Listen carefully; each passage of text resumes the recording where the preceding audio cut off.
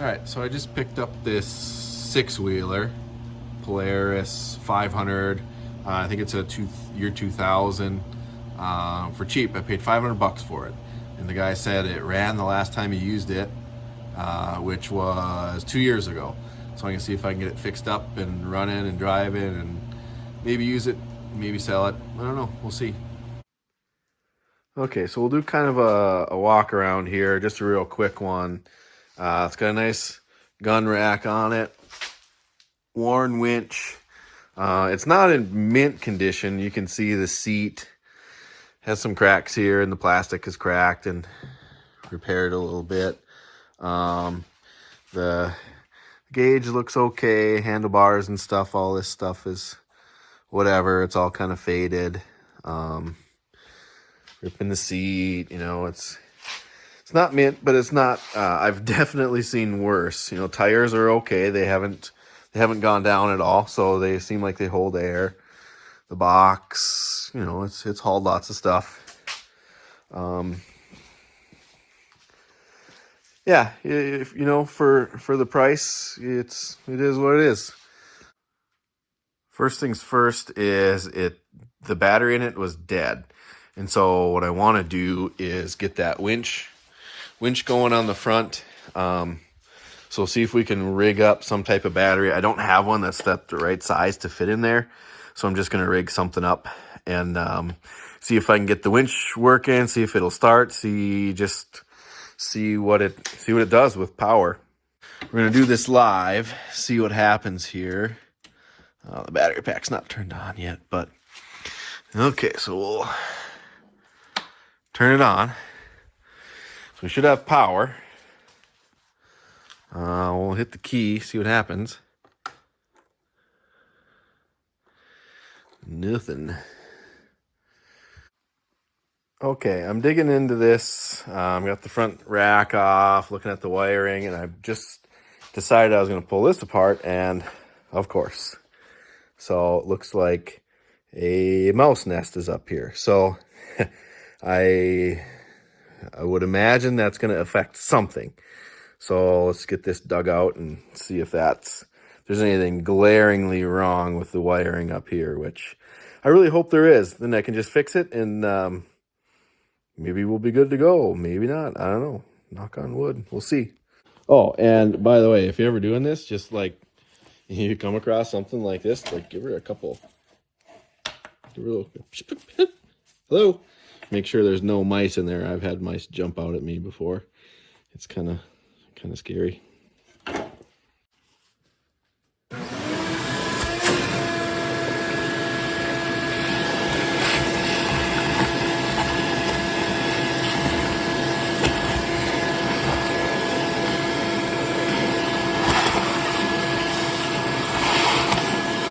Okay, I didn't find anything majorly wrong in here, from the mice anyway, but I did see, okay, so this Scotch lock here. I don't know if the mouse installed this or the previous owner did, but no, don't do that. Don't do that. That leads down to, I followed it, I traced it down, goes down here, goes through the fender. I don't know if you can see it, but there it is. And it literally goes in the fender for the winch. So whoever installed the winch did that. So these are notorious for corroding. So hopefully I can yank that off of there and see if that, I'm guessing they tapped into the main power right there. Big red wire going in there. So hopefully that maybe will clear some things up.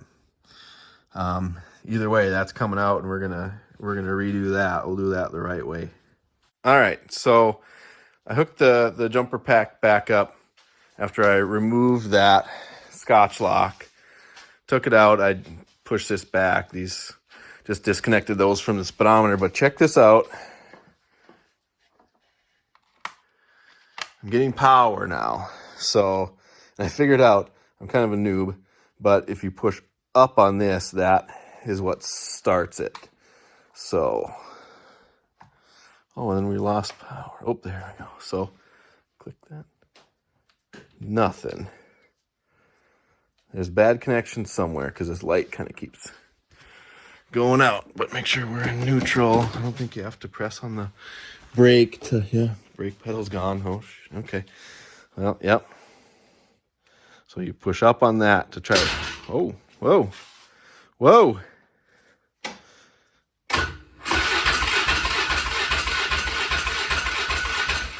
Well, okay. Well, we're doing this live. How about, huh?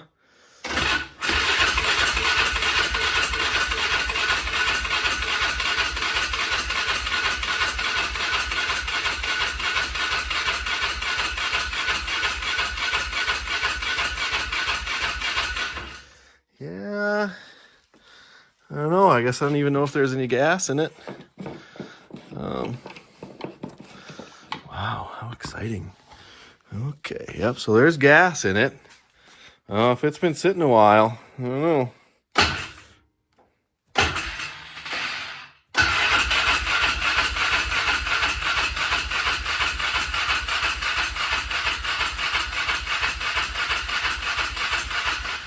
Well, okay, a couple things here. There's oil in the air box. Not a lot, a little bit. So maybe this thing has a little bit of blow by. We'll see. I don't know. That's typically how that works, but I don't know. Another thing, I got the, hook this back up, 918 miles. 918 miles. That's not a lot for a 2000. So that's, it's been a pretty rough 900 miles, but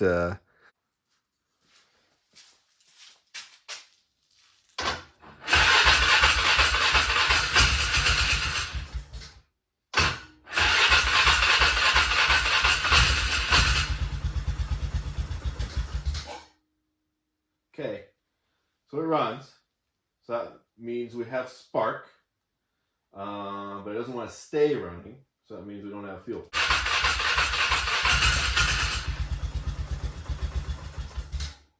Okay, so I don't notice any like major knocking or anything like that. It actually sounds like it's pretty quiet. It runs pretty decent. No valve train noise or anything like that. Also, I got this, it came in the back of this. I got this pretty nice beefy extension cord, longer one, and then a come along came in the back. So bonus, I'm already ahead on the deal. Yeah, I just noticed, see these two lines coming in for, must be breathers. That one definitely there, that's where the oil is coming from that one. So I'll have to trace that line back and see where that's coming from, and that should give me an answer to where the oil is coming from. There's the carburetor right there. I don't know, you could maybe get it out with without taking the fuel tank off, but in my mind, I thought it was going to be easier to get at everything up top to get it pulled off. So you got to take the gas tank off, which then you have to take this fender off, which now I've come to find out you have to take the headlight assembly off. So it's like you have to disassemble the whole thing.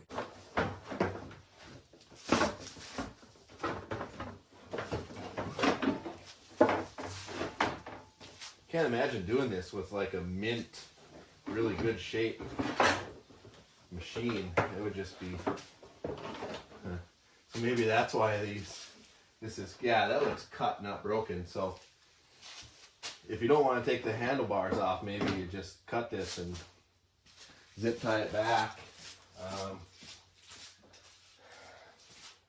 I guess I'm cool with that. I don't know, I don't care. It's not like we're working with a Ferrari here or anything. So, and even if you were, it'd be worth it. So, yeah, that works. That'll work. We'll just zip tie that back up. That's how you do that. Where do they build these? Vedette, War Road? Polaris is up. I don't know. That's how they do it up there. So, seems about right. Yep.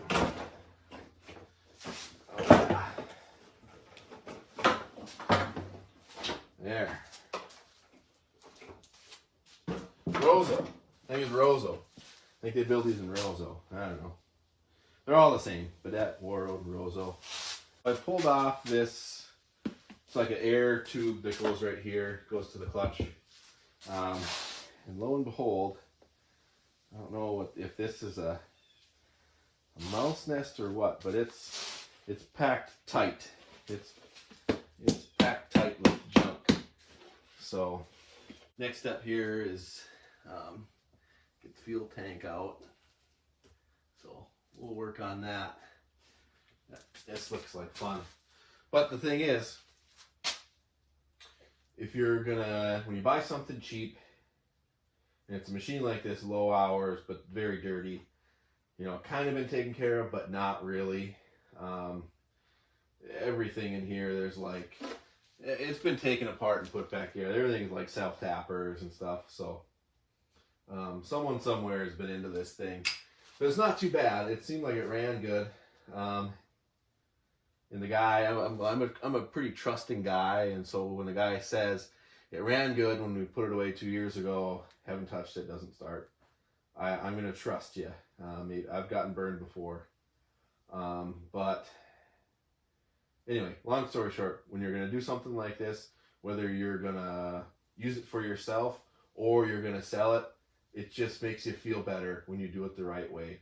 Go through, we'll pull the gas tank out, clean it up, clean the carb. We're not going to bust too many knuckles, I think. Trying to work it out, you know, we'll take the gas tank out, take the carb out. We'll do it the right way. That's how we should do it. Pro tip. These things, RV antifreeze or washer fluid or whatever. Cut them up, use them for like a drain pan, something like this, you know, for, you know, I'll pull the fuel line off and stick it in there and drain the gas in there. They work great in there. It's recycling, so that's good for the environment.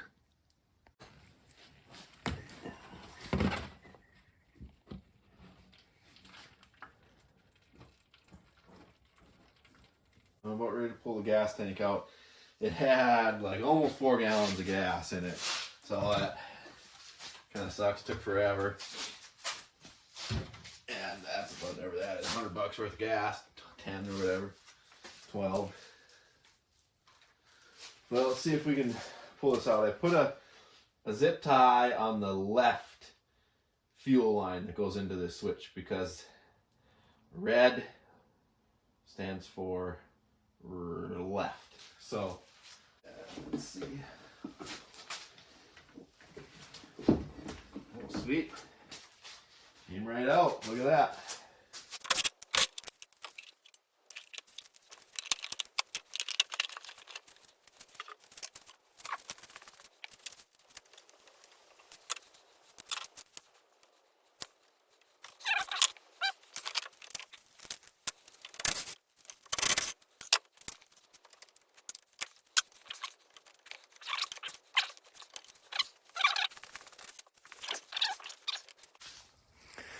All right, I decided to take my own advice and do it the right way. The choke can come with, but I followed the throttle line up to the thumb throttle here, and this is what it looks like inside.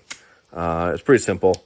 I'll just pull that throttle cable out, go around that little stopper there, pull it out, and then this should just pull right through. That way I can get the carb on the bench and under some lights and get it all cleaned up without having to hunch over and maybe lose parts or whatever. So we'll do it that way. So these videos I make are not how-to videos, so I'm not sure. I might edit this part down, but I'm going to clean this carburetor.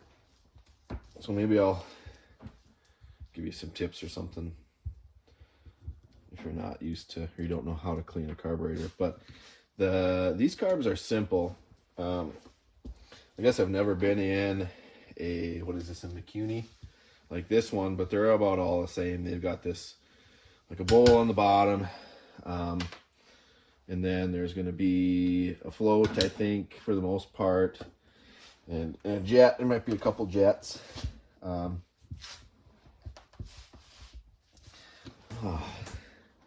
Biggest, I was going to say, the biggest thing you don't want to do is what I just did, is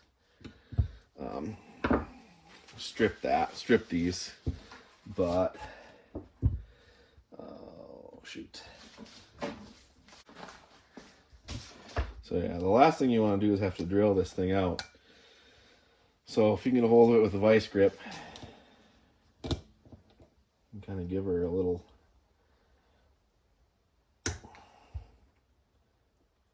Oh, come on. Really?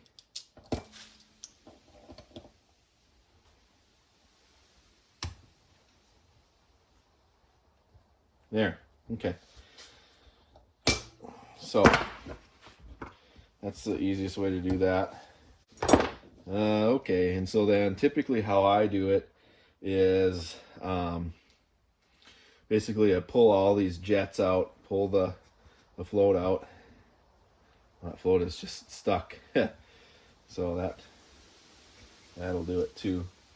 So the float was stuck up. So float was stuck up, meaning it wasn't letting any fuel into the bowl, wasn't letting any fuel into the engine. So that's why it was running on starting fluid and not on regular gasoline like in the gas tank. So that's more than likely what the issue was, stuck float. But since we're having it out, we're still going to pull these jets out, clean them up. Looks like there's the big main jet here, and then there's a smaller, I don't know what you want to call it, idle or secondary jet there. So if you work on small engines, a long screwdriver like this is helpful, and a smaller one like this, I just basically ground it down, but it gets in here so you can get these jets out of here.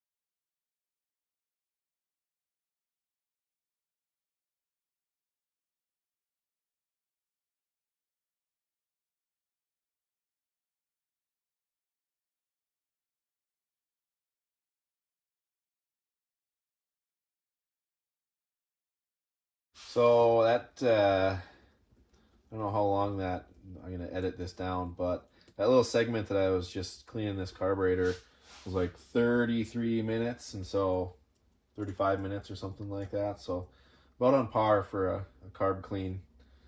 Nowadays for me, I usually get them done in half hour, 45 minutes, depending on what type of carb it is.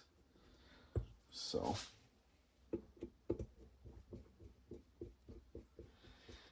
and then once you get it all put together, you just make sure there's no extra parts laying on the table. All right, so there you go, clean carb. Now what you gotta do, next step, most important, mark it. So whatever that is, 8 for the year, kind of a slow year.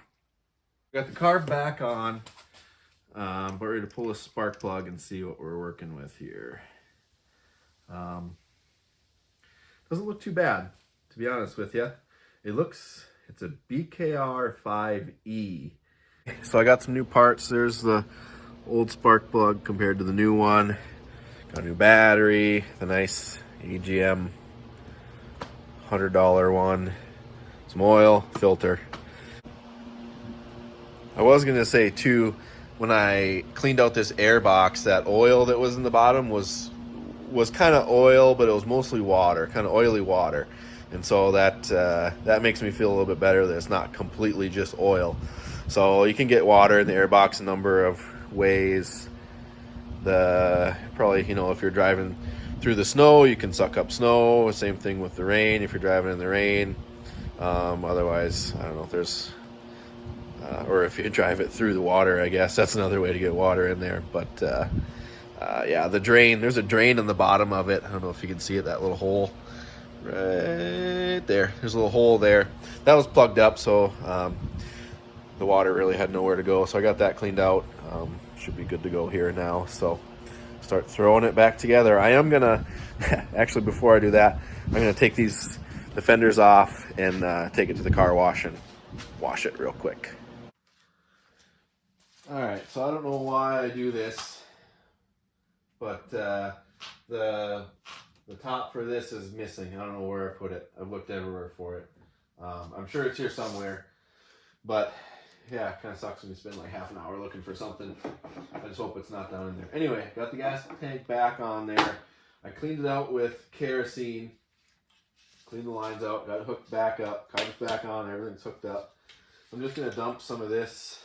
It's like 4-stroke, true fuel, 4-stroke, engineered, yeah. So I just had this laying around, so. There.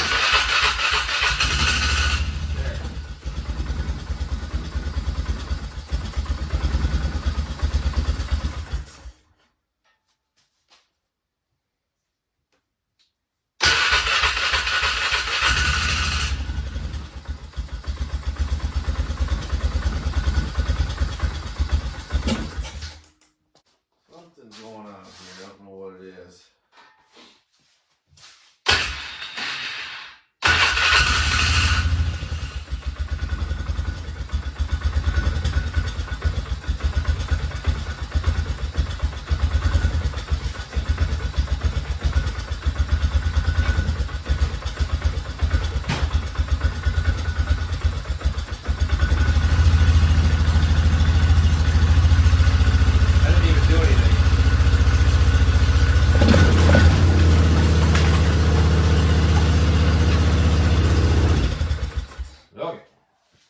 So must have had some air bubbles or something come through.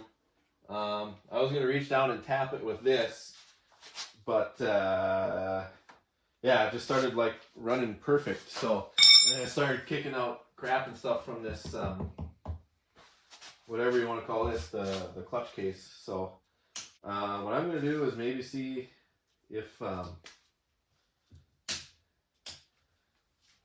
was the case.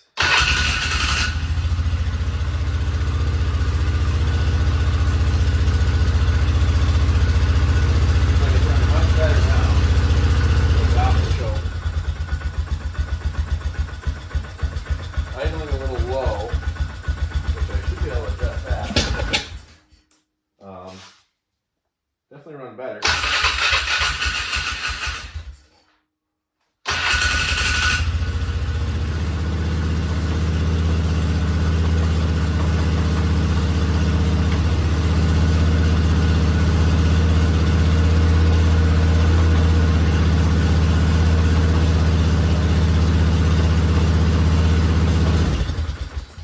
Okay, so I'm not sure what this tube is, but this is blowing stuff right in there.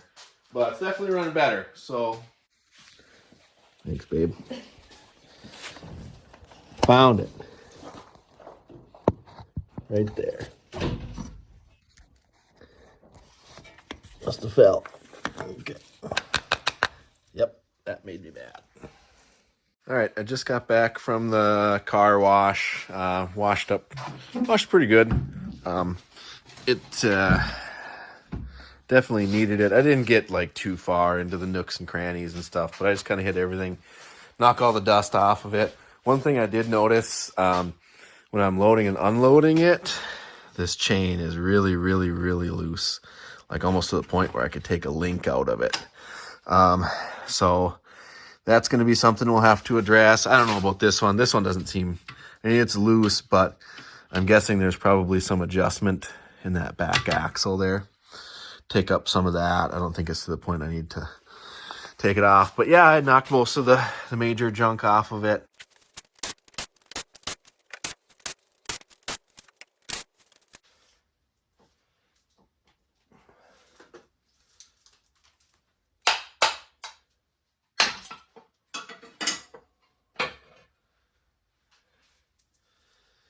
Okay, so what we've got going on in here, the pull rope part is completely missing. It's all beat up in here.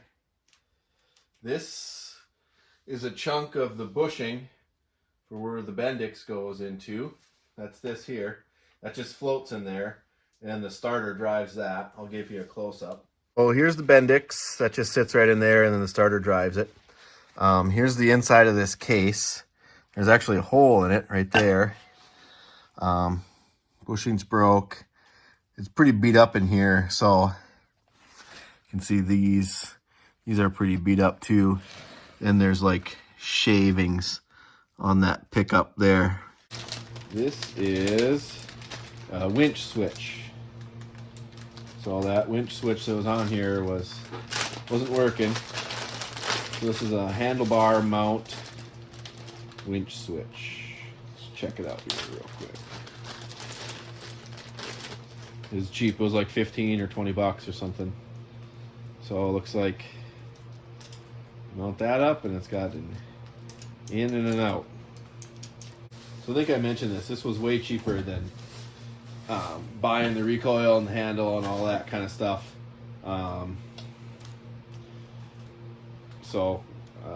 Yeah, I just got the whole shebang. That way I can just bolt and unbolt. Doesn't say Polaris on it, but who cares? The quality of this looks okay. So I think I've mentioned before, I've got a manufacturing background, and actually stuff like this is really very similar to the stuff that I used to machine back in the day. So I can tell you, just by looking at it, it looks okay. It's the casting looks of similar quality that you would get on a OEM type of casting here. So the finish on the machine side looks good. Chamfer looks good. The material is kind of thin, but I don't know how thin the factory stuff is. But this looks okay. This doesn't look too bad.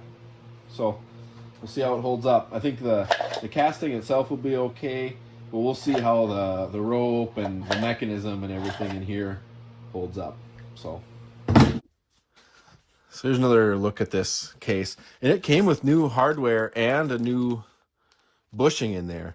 The old screws, I'm just going to use those factory ones, or bolts rather. But that's kind of nice. So if you lost them or they were all chewed up or something like that, that's kind of nice that it came with those. So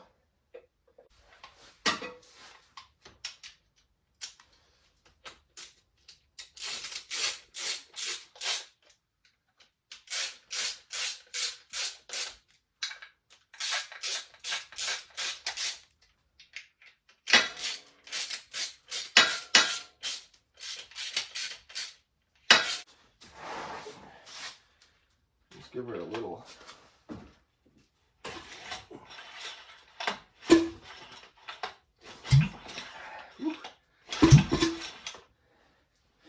No question, this thing's got some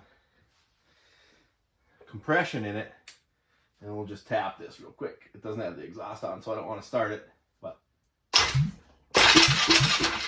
okay, so it's lined up, it's working.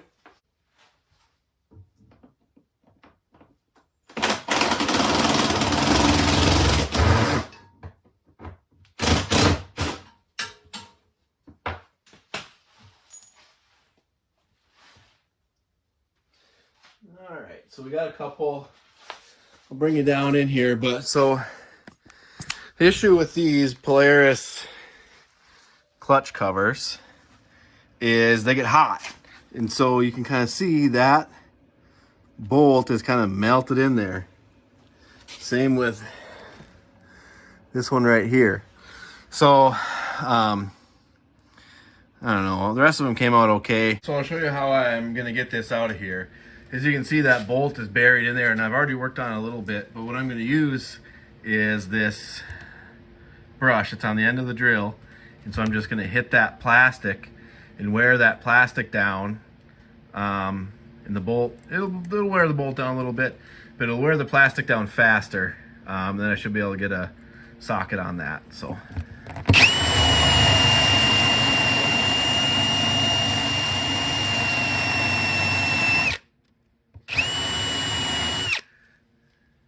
And then what else I can do is kind of get in there with a box cutter and cut some of that out. Just gotta be really careful because that looks like power right there. So yeah, I'll just be really careful, maybe. And then, yeah, get that. Yeah, so let's try that now. See if I can get the socket on that.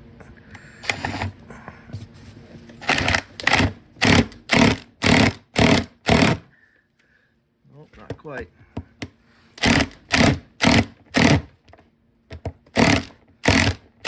There. So there we go. So hopefully maybe that can work for you in a situation. Now, when I pull this clutch cover off, I'll clean that up.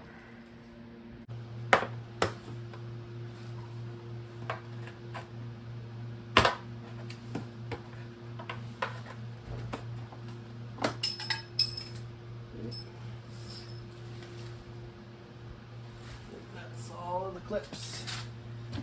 Yep. Oh.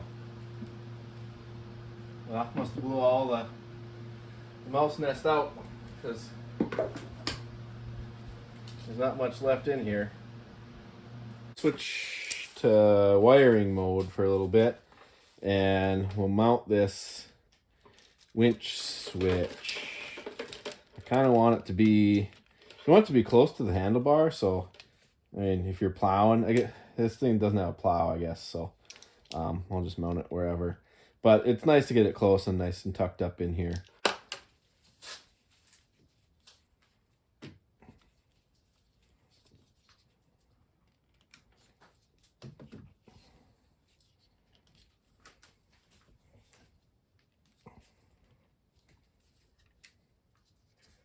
Okay, that's looking good. Yeah. Just finish tightening this up. I had kind of a bad thing happen. What I was doing, I was working on the winch, trying to get it figured out, testing the wiring. And long story short, I don't know what happened, but the solenoid stuck or something, and I couldn't shut off the winch. So it I just created a lot more work for myself. I'll show you. I had the cable just kind of draped over here because there was like a bunch of it left out, and look at that. It wrapped around and it just sucked that right in there. God dang it. Oh, I don't know what happened, but yeah, I don't think it damaged anything major in here. You know, it just kind of, it pulled this out and the winch stopped. It stuck. It was on. Like it was, that solenoid was stuck. I ran quick and grabbed a socket and pulled the ground off this battery, but that solenoid stuck. Luckily, I wasn't like wrapped up in it or anything like that, because that would have been bad. Because it was going like it. The winch stopped when I unhooked the battery, and I would have had to have. I don't know what I would have done, but yeah, she's tight. So I don't think it broke anything. It just bent that, just like a rolled it up like a tortilla, and then it bent this fair lead here. Must be this one. Yeah. Solenoid stuck.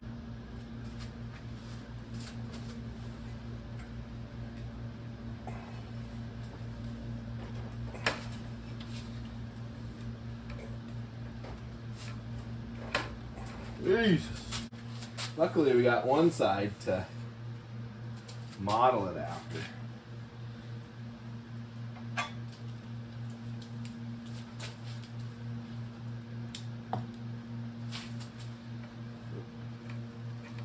Just gotta muscle it.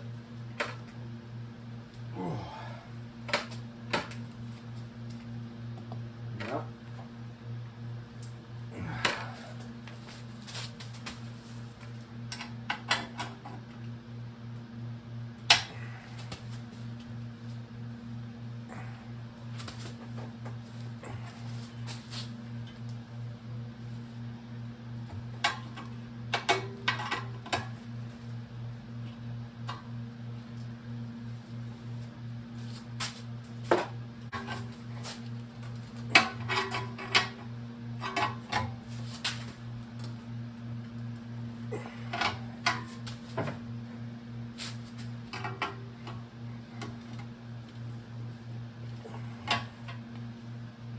Still good.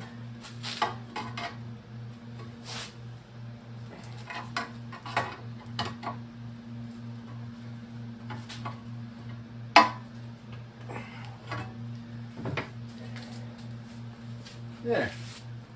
It was new.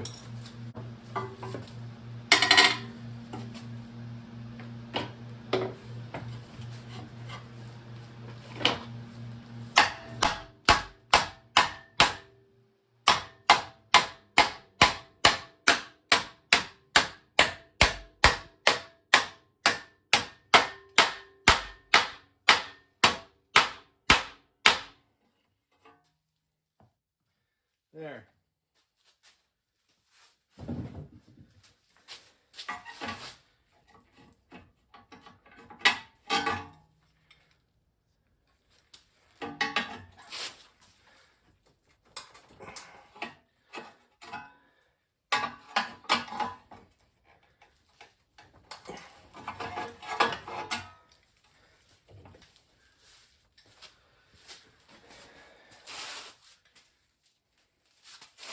That's really not that bad. Good part about it is, yeah, when I was hitting that, that's pretty solid. Good part about it is, there.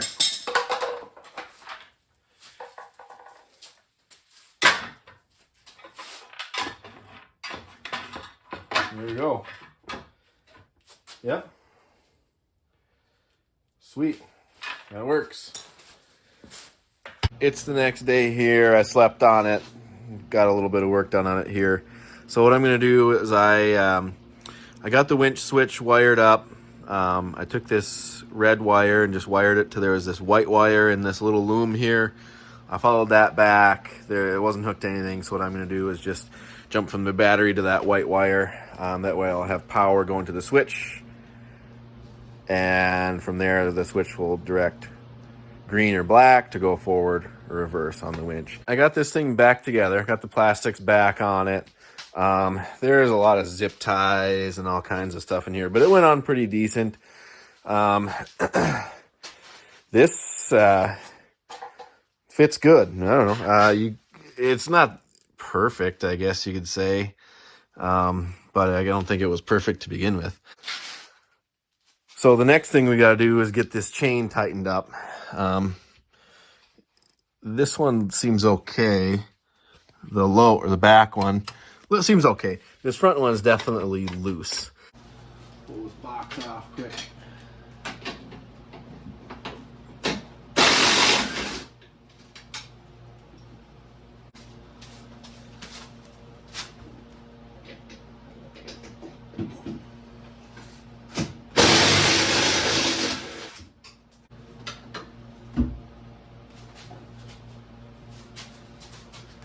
The easiest way to do this. The box shouldn't be that heavy. It's made out of plastic. Oh, I bet you there's maybe wiring attached to it.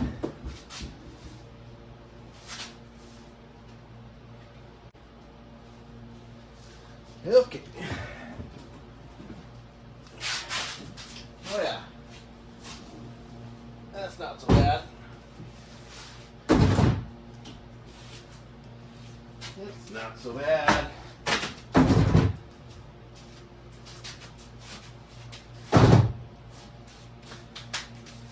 Okay.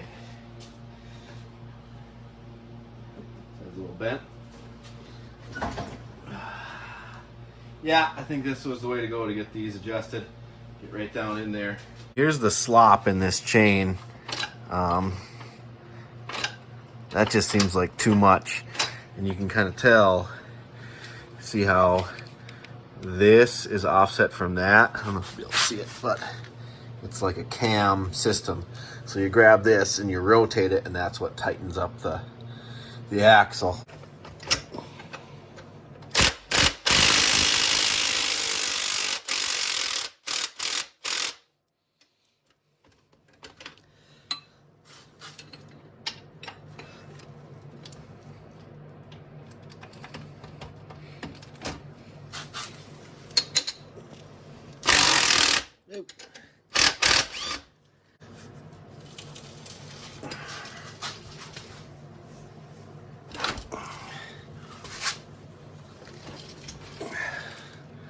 there's like 2 bolts that hold the brake in place. That's what was holding me up. And now it spins, I mean, literally by hand. I can't seem to find a master link on either of these chains. So that means I'm gonna have to either get one or we'll see if I've got a spare. I don't know. Okay. There might be some in here. We'll see.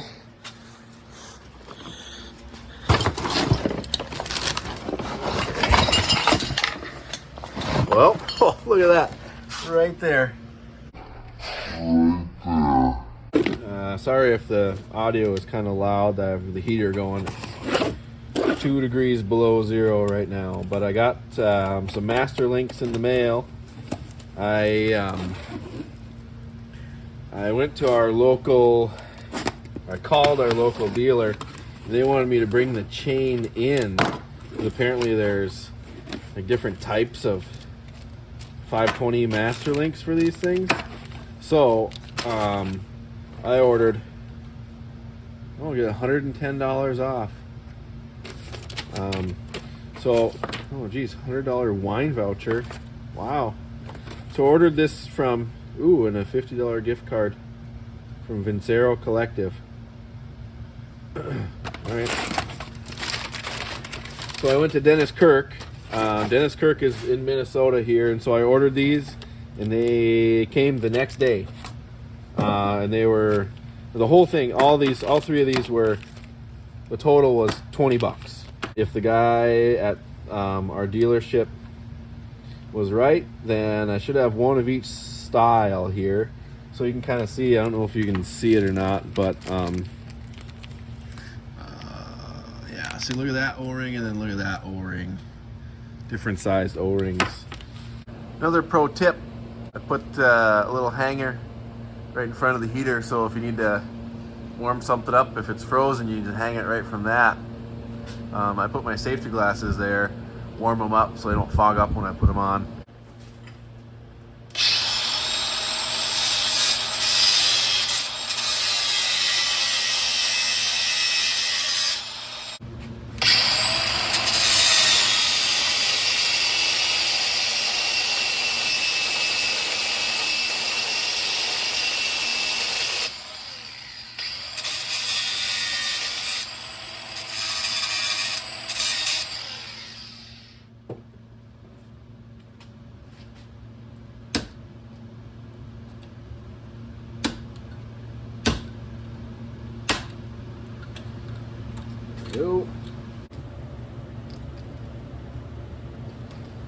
Yeah, the quality of this isn't that great.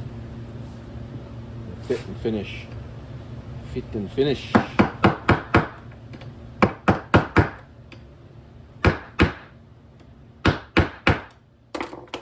Okay, so that one's gonna work. I'll have to disassemble it, but you can kind of see there's enough space there to throw a clip in there.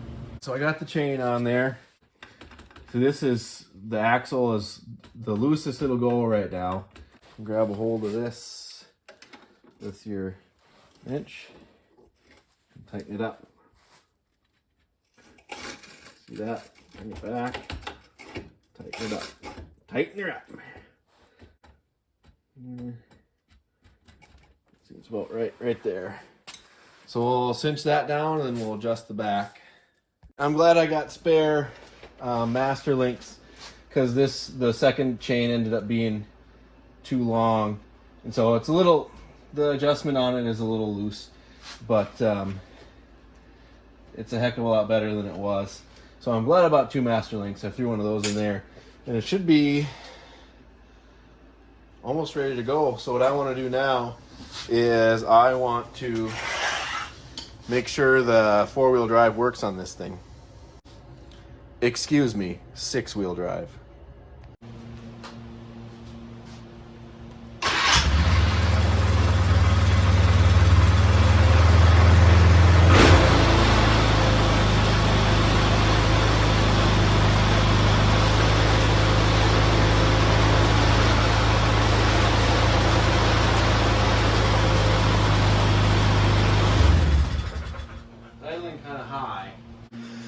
So when I had my little mishap with the winch, this is what happened to the choke cable.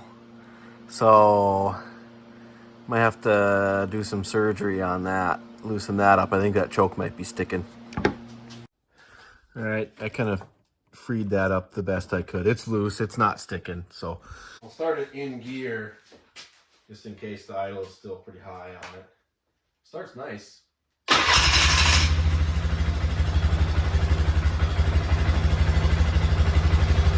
So I have it in two-wheel drive, four-wheel drive. And it looks like the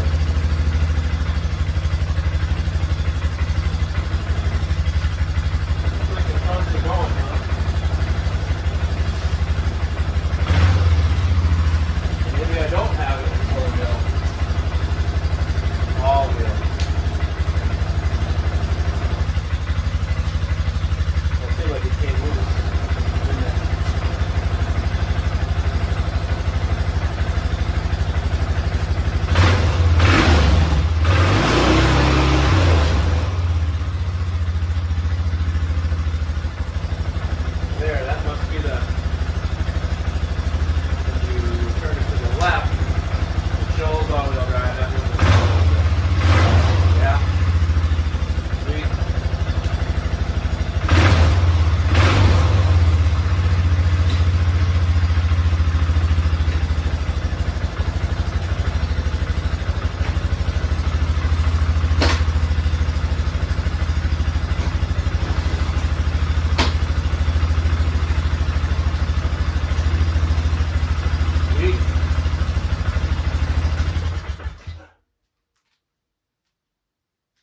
Oh, we're not done. I have a new winch relay to do. And once we do that, then we're done. So, sweet. Nap time. So, we'll come back out here and work on this thing. I got one of the last pieces of the puzzle.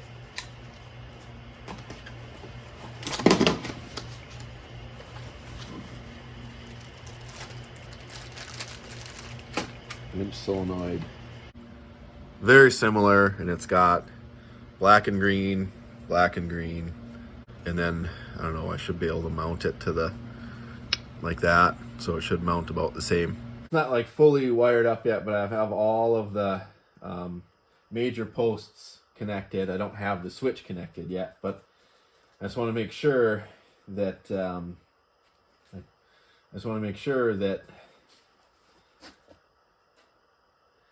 everything is going to be working outside of this. So I've got the power on. I just want to check to make sure that. Oh, whew, whew. Okay, so that's good. So now I should be able to connect the switch and see if I got the wires back here for the winch positive and the winch negative weren't labeled. So I just kind of guessed on those. But once I get those right and the winch switch working, I'm going to redo all this wiring to get it up out of there. So the winch should be hooked up, but I'm gonna see if I can make sure it works. I'll just free spool this a little bit. So, yeah, let's see. See if it works. We'll go in first. Oh, hell yeah. Nope, I got her backwards. Now we'll give it a shot. In, out. Sweet. This tire is bugging me. It's facing the wrong direction, and it's got a plug in it that leaks. It doesn't take any air at all. So, might drop that off at the local tire store, have them throw a tube in it and switch it. I don't want to mess with taking it off and putting a tube and putting it back on. That's a pain.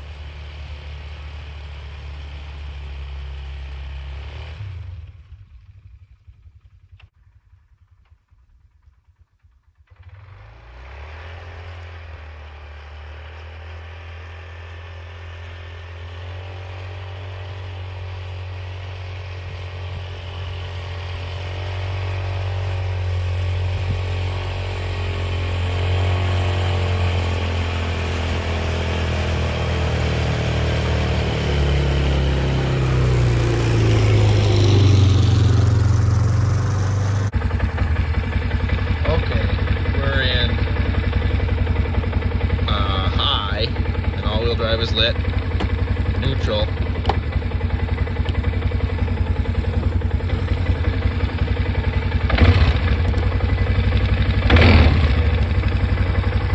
We are in reverse. It's not lit, but there's low. It's lit. So let's see if it actually works. It seems like it's working now. Try it on this hill. Okay, it's definitely working now, so I'm not sure what was up with that, but let's go for a little ride.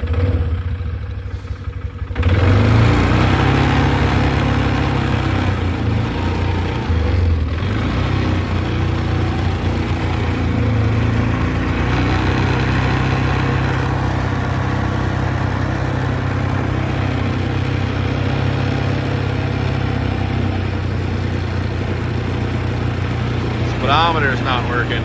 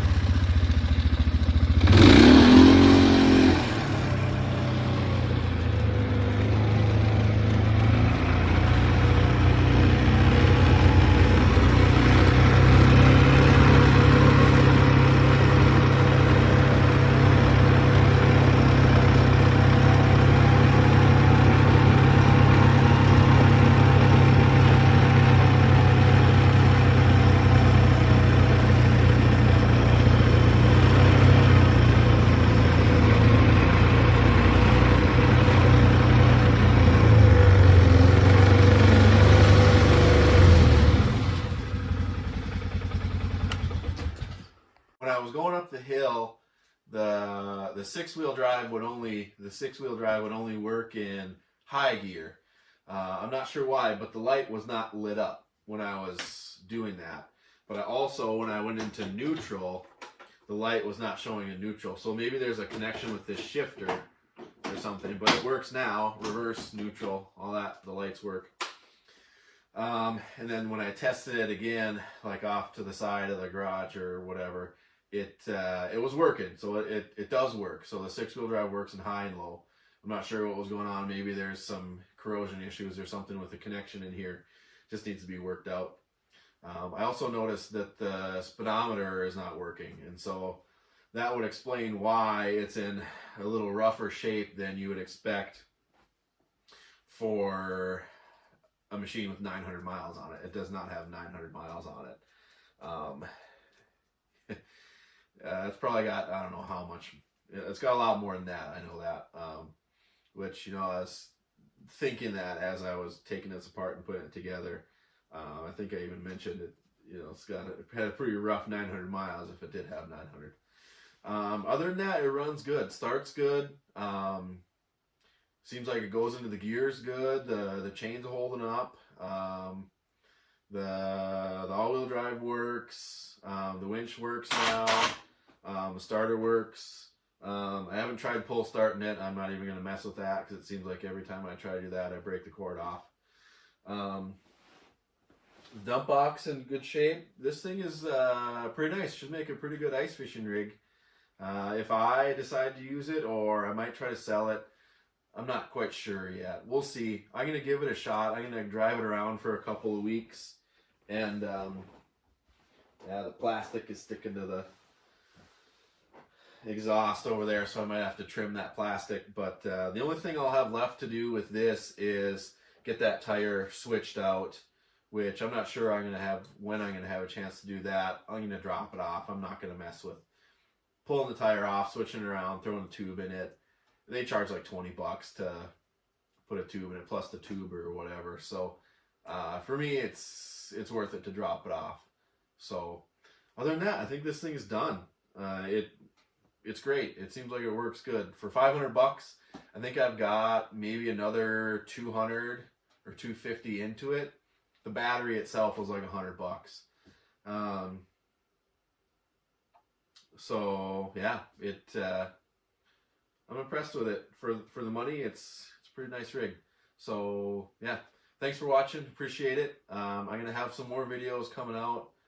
I'm not sure when. Life's busy, but I like making these, and I like the feedback from people. I like chatting with you guys. So if you have any questions or you want to see something or anything, just let me know. Thanks.